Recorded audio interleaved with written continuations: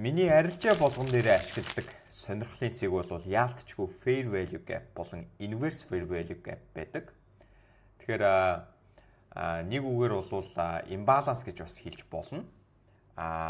Fair value gap бол миний хувьд бол маш өндөр магадлалтай арилжаа болон өндөр risk to reward ratio-тай арилжаа авахт маань бол маш их тусалдаг.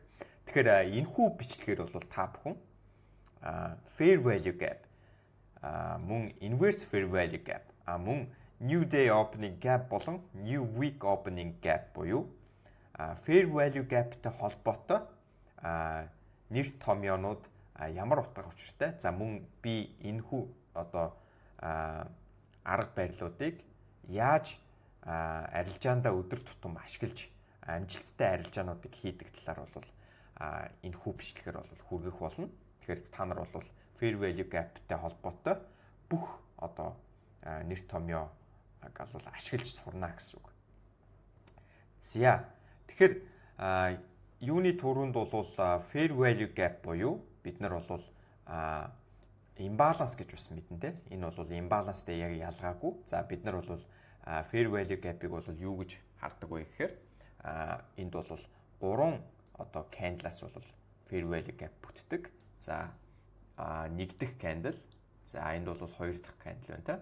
За энд бол 3 дахь candle бол хаагдсан байна. За тэгэхээр бид нар fair value gap-ыг олохдоо 3 candle-аас бол харж олно гэсэн үг. За тэгэхээр ийм 3 candle бол bullish candle бол дээшээ хаагдлаа гэж бодоход бид нар бол энэ дунд байгаа 3 дахь болон 1 дахь candle-ыг бол хэдүүлээ ажиглаад үзэх юм бол энэ дунд бол нэг юм gap буюу зай гарсан байгааг та нар ажиглаж байгаа бах та. Тэгэхээр энэ бол юу гэлтэж гин вэ гэхээр bullish зах зээл дээр буюу ханш дээшээ явж байгаа тохиолдолд ийм зүйл гарлаа гэж бодоход энийг бол бид нар bullish fair value gap буюу энд зөвхөн худалдан авах захиалгууд бол байгааг бол та нар харж болно. Энд бол ямар нэгэн зарах захиалга бол байхгүй. Тэгэхээр энд бол зөвхөн одоо buyers-ууд бол байгаа гэсэн үг.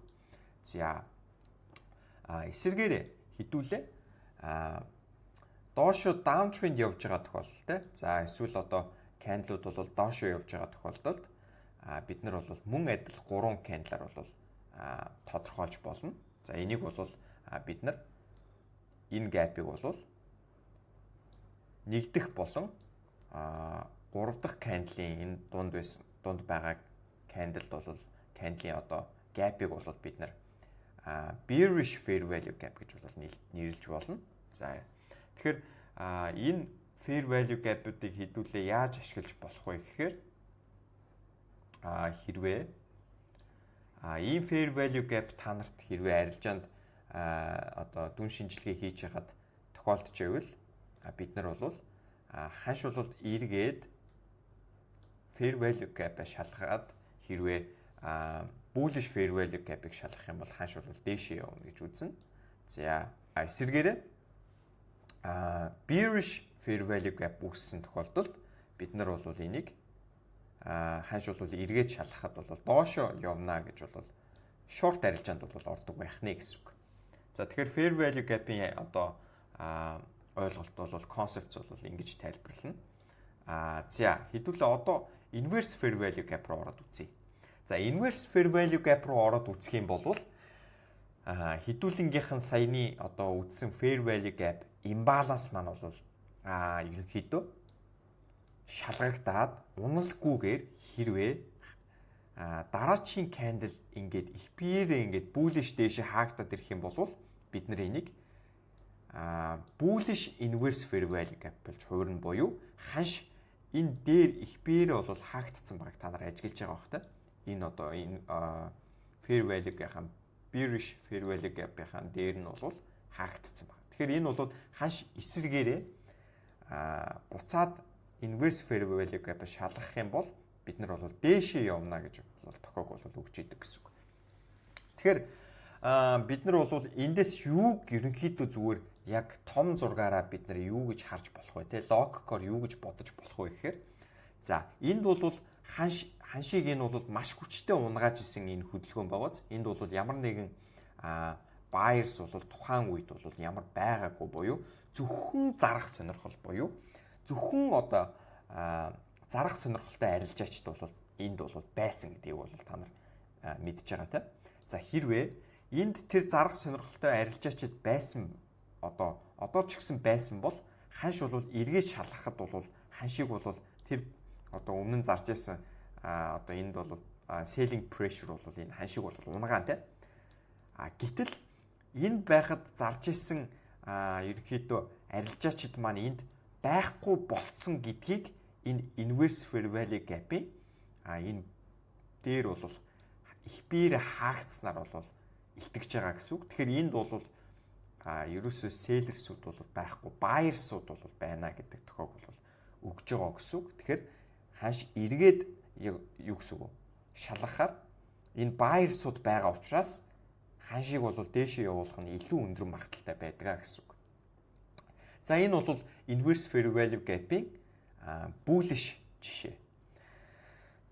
За хэдүүлээ одоо inverse fair value gap-ийн яг эсрэгээрээ bearish сценарио буюу bearish одоо нөхцөлийг хэдүүлээ хараад үзье. За тэгэхээр bearish нөхцөлийг хараад үзэх юм бол бид нар яасан эсрэгээрээ яг эсрэгээрээ bullish байх үед за би энийг ногоон өнгөөр тэмдэглэж. Bullish байх үед энд бол зөвхөн худалдан авах сонирхолтой буюу buyers-ууд байсан тийм. Buyers-ууд бол байсан. Тэгэхээр buyers-ууд байсан учраас бид нар юу гэсэн үг вэ гэхээр энд бол зөвхөн худалдан авах сонирхолтой арилжаачд байгаа юм байна гэдэг тохиог бол бид нар энэ fair value gap бол үүсгээд авсан тийм. За тэгэнгүүт яаж юм гэхээр энэ одоо бидний үүсгэсэн байсан энэ fair value gap чинь доошоо ивдээд нэгсэндээ имбалансыг чинь доош нь ивдээд за энэ байсан одоо buyers-ууд чи ерөнхийдөө зах зээлээс гараад явцсан байх шүү. Одоо үргэлжлүүлээд селлерсүүд илүү хүч төрөн гарч ирж шүү гэдгийг энэ candle буюу бидний энэ улаан candle бол илтгэж байна гэсэн үг. Тэгэхээр энэ улаан candle-ыг бид нар энэ их биеэрээ эвдэх үед бид нар эргэж шалгах үед нь short арилжаанд орно гэсэн үг. Ойлгомжтой тийм. Энэ бол ерөөсөн маш энгийн ойлголт гэж бол манайхан ойлгох хэрэгтэй. Энэ бол маш энгийнээр би та нарт тайлбарлах гэж оролдлоо. Ойлгосон гэж бол найдаж байна. За. Тэгэхээр ер нь бол ялгаа нь бол энэ fair value gap энд яасан байна? Энд бол их биеэрээ дээр нь бол эвдэгдэг байгааз. Тэгэхээр энэ хэрвээ энэ дараагийн candle бол ингэж хаагдсан тохиолдолд бид нэр стил доошоо харсан хിവэрэл байна гэсэн үг. Энэ доошоо харах нөхцөлийг хаана болиулж байгаа вэ гэхээр энэ дээр хаагдсанаар буюу энэ өмнөх байсан энэ fair value gap-ийн дээр нь ханш бол хаагдсанаар inverse fair value gap-ыг үүсгэснээр ханш бол юу гэсэн үг вэ гэхээр биднэрт за buyers-ууд хүч төрөн орж байгаа buyers-ууд илүү хүчтэй болчлоо шүү гэдэг тохиог бол өгж гинэ гэсэн үг. Ойлгомжтой тий? За тэгвэл хэдүүлээ new week opening gap-ыг тайлбарлая. За тэгэхээр new week opening gap буюу шинэ 7 хоногийн эхлэлийн үүсгэсэн gap буюу одоо шинэ 7 хоног ханш бол та нар бол мэднэ тий? Шинэ 7 хоног эхлээд 5 дахь өдөр бол ханш Forex зах зээл дээр бол 24/5 ажилдаг учраас 5 дахь өдөр бол зах зээл хаагддаг. За зах зээл хаагдсны дараа нэг дахь өдөр бол ханш нээгддэг. Тэгэхээр нэг дахь өдөр нээгдэхдээ ханш бол маш олон тохиолдолд бол бас шинэ одоо энэ үүсгэсэн та нар ажиглаж ивэл ханш бол энд нээгдээд энд доошоо bearish candle бол хаагдсан байна те. Гэтэл ханш бол дараагийн одоо өдөр нь бол эндээс одоо нээгдээд ингээд их бие нь эндээс ингээд доошоо явах хэрэгтэй те. Гэтэл бүр доор энэ бол их бие энд нээгдсэн байна те. Одоо дараачийн candle-ийн их бие бол доор нээгдсэн байна. Энийг бол бид нар юу гэж нэрлэдэг вэ гэхээр new week opening gap буюу шинэ 7 хоногийн одоо gap гэж бол нэрлэдэг. Энэ одоо gap одоо үүсгэсэн тохиолдолд их тохиолдолд бол ханш эргэж энэ gap-ыгаа ерөнхийдөө нөхөх арга хэмжээ бол авдаг. Тийм учраас ийм gap үүсэх юм бол ер нь бол бид нар ер нь дээшээ ханш бол явах юм биш шүү те. Дээшээ энэ gap-а бол нөхнө гэдгийг бол толгоонд бол бодцсон байх хэрэгтэй. Ягаад тэгэхээр энэ gap дээр байгааг мэдлгүйгээр бас ихэнх арилжаачид бол эндээс short арилжаанд ороод эцэст нь бол ханш бол энэ gap-ыг бол нөхдөг учраас short арилжаанд орсон арилжаанууд нь бол stop loss зохиох магадлал бол өндөр байдаг. Тийм учраас энийг бол зайлшгүй санах хэрэгтэй. За энэ бол forex дээр бол new week opening gap бол ихэнхдээ тохиолддог. За new day opening gap бол нэг тохиолддог. Тэгэхээр ерөнхийдөө бол нэгд өдөр ханш нэгдэхэд бол gap үүсэх юм бол тэр gap бол ерөнхийдөө нөхөгдөх нь илүү хамаагүй илбэг байдаг гэж бол манайхан ойлгох хэрэгтэй. За тэгэхээр fair value gap дээр бас нэмж тайлбарлах зүйл гэх юм бол ямар үед fair value gap илүү хүчтэй болдго юм бэ гэдгийг бол бас нэмж тайлбарлал зүгээр баг та. За ямар үед fair value gap бас илүү хүчтэй болдог вэ гэхээр за би энэ дээр та нарт бас яах гэж оролдъё. За тэгэхээр хоёр нөхцлөөр бол fair value gap бас хүчтэй одоо fair value gap-ыг таньж болно. За нэгдүгээр нөхцөл гэх юм бол хамгийн одоо сүүлийн ерөнхийдөө fair value gap бол бас ерөнхийдөө хамгийн одоо fair value gap дундаа ерөнхийдөө бас хүчтэй fair value gap гэж үздэг. Яагаад тэгэхээр энэ fair value gap эвдэгдсэн тохиолдолд бол ханш бол ерөнхийдөө дахиж ханшийг зогсоох ерөнхийдөө сонирхлын цэг бол ерөнхийдөө баг байхгүй гэж бол хэлж болно. За тэгэхээр хоёр дахь нь бол юу байдаг вэ гэхээр за энэ бол премиум дискаунт үн дээр байгаа. За бол манайхан бол мэдчихэж байгаа те премиум болон дискаунт үн дээр байгаа fair value gap бол илүү өндөр магадaltaй байдаг. Тэгэхээр одоо жишээ нь ханш бол юу гэсэн үг вэ гэхээр ханш бол uptrend явж илээ гэж бодъё. За uptrend явж илээ гэж бодоход хэдүүлээ эндээс одоо Fibonacci-гийн 50 левелээр манайхан бас татаж болно. За энд одоо 50% байлаа гэж бодъё те. За энд бол ерөөхдөө Fibonacci татаад үзлээ гэж бодоход 50% байна те. Тэгэхээр 50%-аас ханш доошоо орж ирэх юм бол бид нэр энийг юу гэж үздэг вэ гэхээр ерөнхийдөө хямдралтай үнэ гэж бол үздэг. Энэ 50%-аас доор байгаа хэрвээ энэ сонирхлын цэг fair value gap байх юм бол тэр fair value gap бол хүчтэй бас үйлчлэх боломж бол илүү өндөр байдаг. Тэгэхээр энэ хоёр нөхцөлтэй одоо сонирхлын одоо fair value gap бол илүү хүчтэй үйлчлдэг. Гэхдээ хүчтэй үйлчлдэг гэд бусад fair value gap-ууд үйлчлэхгүй гэсэн үг ерөөсөө биш. Би бол бас бүх fair value gap-ыг бол ерөнхийдөө харгалзаж үздэг. Гэхдээ энэ хоёр fair value gap дээр бас илүү ач холбогдол өгдөг гэж бол ойлгож болно. За тэгэхээр хэдүүлээ шууд нуршаад яах вэ шууд чарт руу оръё те. За би та нарт илүү чарт дээр илүү одоо ойлгомжтой байх болов уу гэж бодож байна. За тэгэхээр би одоо pound USD дээр бас бичлэгний одоо тайлбарлаж дуусныхаа дараа pound USD дээр бас орсон бас нэг хэрцэн 9 болон нэг хэрцэн 12 risk to reward ratio-тэй арилжаануудаа бол тайлбарлаж өгнө. За тэгэхээр өмнө 7 хоногт бол авсан арилжаануудаа бол бас тайлбарлаж өгнө гэсэн үг. Тэгэхээр хэдүүлээ эндээс харах юм бол за энд бол нэг юм daily-гийн order block байна те. За хэдүүлээ энд харах юм бол мөн адил энд гоё double top маягийн liquidity гоё үүссэн байна те. Тэгэхээр энэ одоо double top liquidity-ийн дээр байгаа order block бол хүчтэй order block гэж бол үзэж болно. За дээрэс нь энэ order block бол бас энд бол маш гоё imbalance-тай байна те. За тэгэхээр энэ гоё imbalance-тай байгаа учраас bearish imbalance-ыг ханш нөхлөө сонирхлын ханш бол унсан байна те. Тэгэхээр та нар эндээс ажиглах юм бол энэ бүхэл хөдөлгөөний одоо импульс хөдөлгөөний хамгийн сүүлчийн одоо imbalance бол энэ шүү дээ. Fair value gap бол энэ байна те. За би fair value gap гэдгээр нь яриад явчих.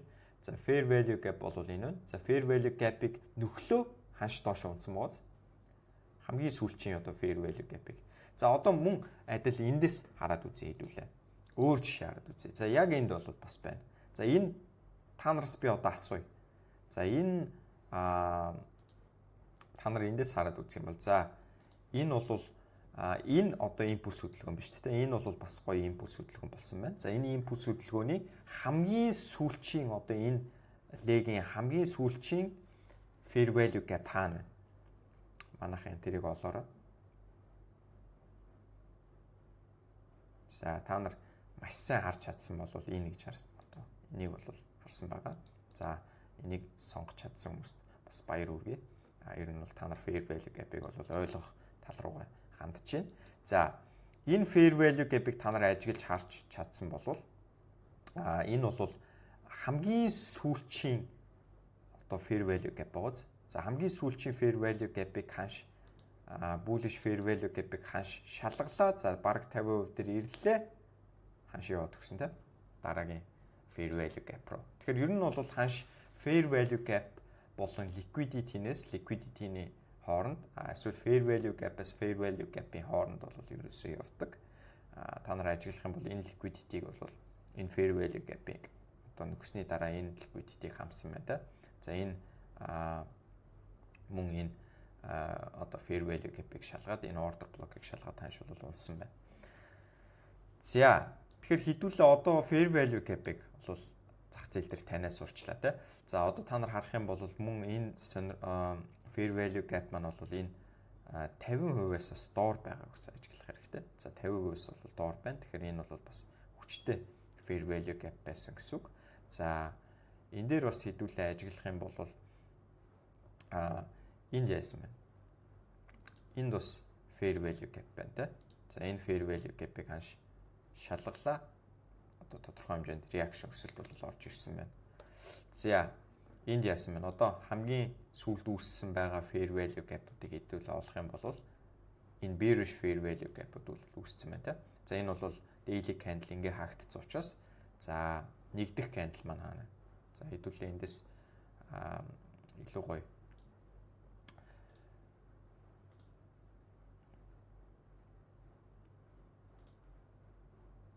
За хэдүүлээ үзэх юм бол за энд бол энэ 3 bearish candle бол үүссэн байна. За энэ 3 bearish candle-аас нэгдэх bearish candle бол энэ байна та. Энэ байна. За хоёр дахь candle бол энэ байна. За гурав дахь bearish candle бол энэ байна. За энэ 3 candle-аас хэдүүлээ хараад үзэх юм бол энэ дунд бол завсар үүссэн байна. За энэ бол бидний хувьд бол bearish fair value gap гэж явна. За ханш бол энэ fair value gap-ыг шалгалаа. Унах магадaltaй гэсэн үг. За одоо хэдүүлээ яг одоогийн байгаа хамгийн сүүлчийн хамгийн одоо ихэнд байгаа одоо fair value gap-ыг хараад үзье те. За тэгэнгүүт хэдүүлээ харах юм бол энэ яасан байна. Энэ яасан байна гэхээр за энд яасан байна гэхээр нэгдэх candle.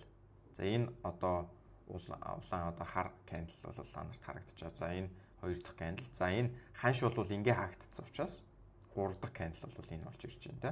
3 дахь candle. За тэгэнгүүт энэ хооронд бол энэ завсар угааз. За энэ бол бидний хувьд бол bearish fair value gap буюу ханш хэрвээ буцаж эргэж шалгалт хийх юм бол ханш бол унах магадaltaй гэдгийг бол энд бол тохио бол гараад ирсэн байна те. За ер нь бол селлерсүүд ялж шүү те.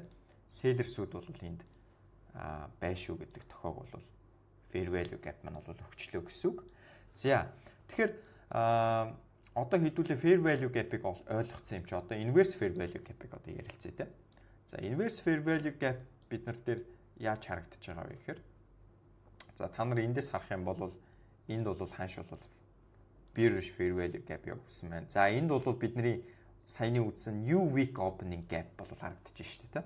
Одоо та нар энийг ажиглаад үзэх юм бол за энэ бол яасан байна. 5 дахь өдөр ууз.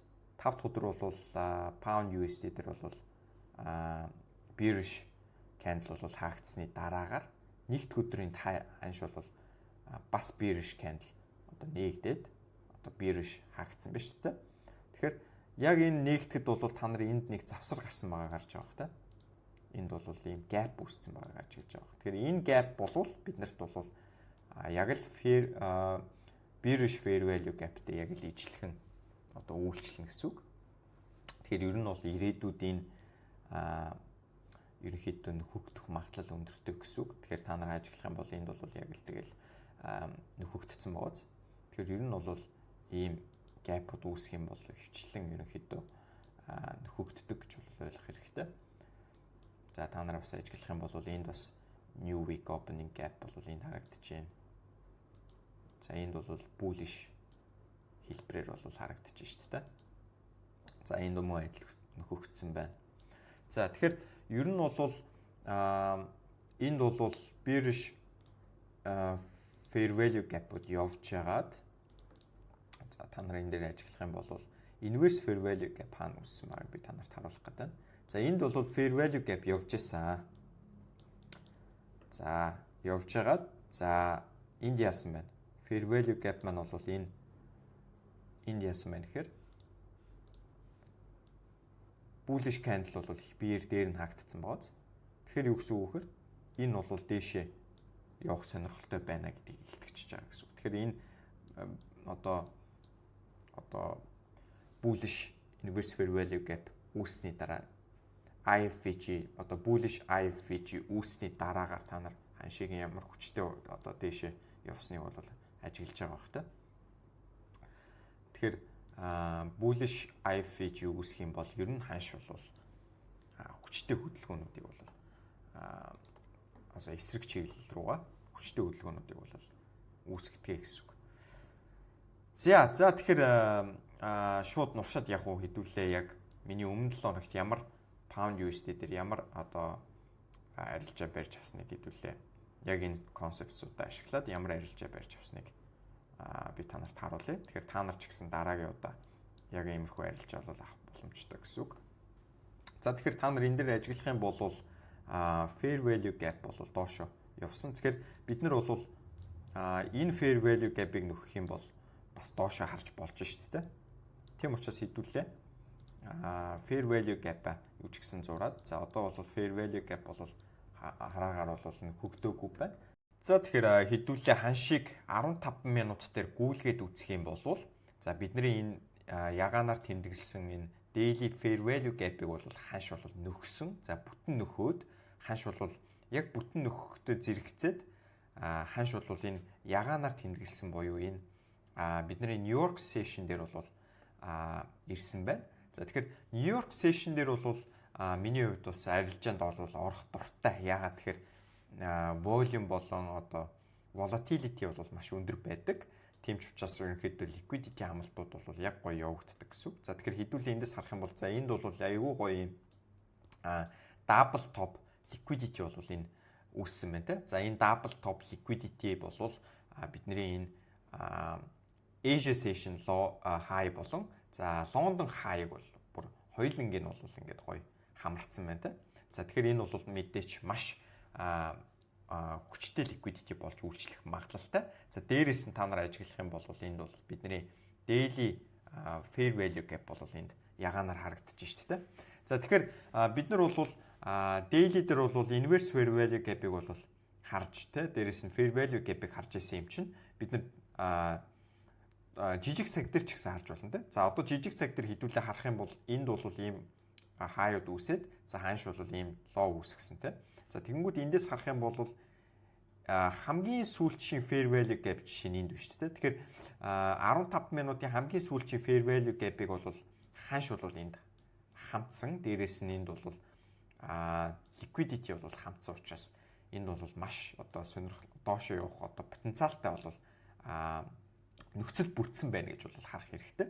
За тэгэхээр бид нар бол арилжаанд орохдоо бол бас inverse fair value gap-ыг бол бас ашиглаж арилжаанд бас орж болно. За эндээс бол та нар харах юм бол энд бол bullish fair value gap байна те. За тэгэхээр энэ bullish fair value gap биднэрт inverse хийх нь хэдүүлээ хараад үзье. За тэгэхээр дараагийн candle бол ханшиг та нар ажиглах юм бол бидний өмнө нь байсан энэ bullish fair value gap-ыг бол ханш их биерээ эвдээд биднэрт бол нэгсэндөө inverse fair value gap буюу за одоо энэ fair value өмнө нь байсан bullish маань bearish болоод хувирцсан те. За тэгэхээр энэ bearish fair value gap-ыг ханш дахиж эргэж шалгах юм бол ханш унах магадлалтай учраас бид нар одоо жишээ нь inverse fair value gap хийх үед inverse fair value gap дээр жишээ нь entry-г өгөөд за тэгээд ханшиг бол хідүүлээ entry өгөөд ханшиг гүйлгэж болно. За хідүүлээ ханшиг одоо гүйлгээд үзье те. За entry бидний entry. За бидний entry-г бол авсан. За энэ арилжааг бол би өөрөө авсан арилжаа учраас бол би яг сайн бол яг мэдж байгаа. Тэгэхээр манайхан бол энэ арилжааг бол бас надаас суралцаад аваарай. За энэ inverse fair value gap дээр бол би арилжаанд орсон. За одоо би таргетыг бол хаана өгсөн бэ гэхээр за таргетыг бол би том цаг дээр бол таргет өгсөн. За ягаад тэгэхээр энэ арилжаа бол айгүй тийм өндөр магадлалтай арилжаа байсан учраас би таргетыг бол daily time frame дээр бол таргетыг бол өгсөн. Тэр хэдүүлээ ханшиг гүйлгээд үзье. За энд бол дахиж нэг одоо арилжааны сетап бол бүрдүүлсэн. За дараа өдөр нь энэ бол нэг өдөрт болоогүй.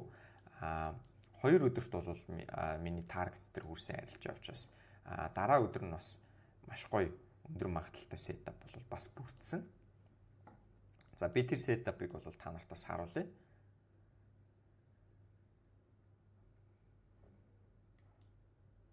За ханш бол явж байна. За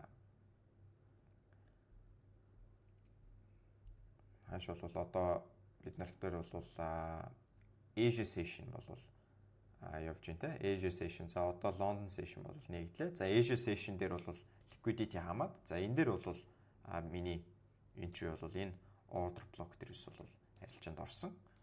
За энэ арилжааг бол бас би Telegram дээр бас Qs хэлбэрээр бол бас явуулсан те. Энэ бол яг миний авсан арилжаа байсан учраас бол Qs хэлбэрээр явуулсан. За таргетыг бол маш гоё таргетыг бол би тавьсан.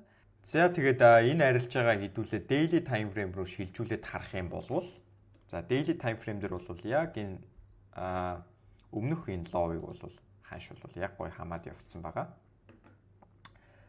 За энэ одоо өмнө нь үүсгэсэн энэ daily time frame-ийн low байгааз. За энэ low-ыг бол би таргетлсан гэсэн үг.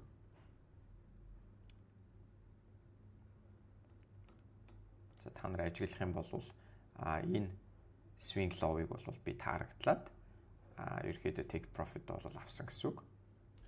За тэгээд тогтмол ашигтай арилжаач болохоор зорж байгаа боловч зөв mentorship, зөв систем байхгүйгээс болоод зорилгодоо хүрч чадахгүй байгаа хүмүүст зориулаад би одоо өөрийн 90 хоногийн үр дүн амлсан mentorship төслийг бол зарласан байгаа. Та нар бас сонирхоод үзээрэй. Доор линкээр бүртгүүлэх зааврыг явуулдээч. Маш цөөхөн хүмүүстэй тулж ажиллах боломжтой учраас сонгогдоогүй байсан ч гэсэн манайхан бас зөвөр ойлгоорой. За тэгээд дараагийн бичлэгээр уулзлаа. Түр баяртай залуучуудаа.